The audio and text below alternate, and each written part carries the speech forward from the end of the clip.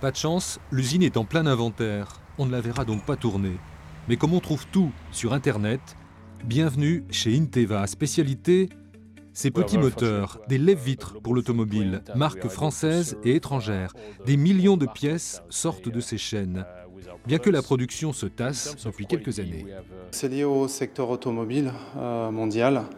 On a récemment eu des baisses d'environ 18%. Alors on automatise, on robotise, et l'usine qui employa plus de 500 personnes en compte aujourd'hui 284 et bientôt 51 de moins, en raison d'un plan social que refuse l'intersyndicale. Maintenant, les nouvelles lignes de fabrication, c'est 2 opérateurs maximum. Donc on voit bien, il y a des robots partout. Donc le sureffectif, il y a eu de l'investissement de fait, mais pas pour enrayer le sureffectif qu'on avait. 13 millions d'investissements, c'est ce qui rassure les élus locaux. Cette usine, c'est leur joyau. L'usine de là-bas a été construite par un directeur de l'époque, M. Blanchard, qui est maintenant vice-président du groupe Inteva.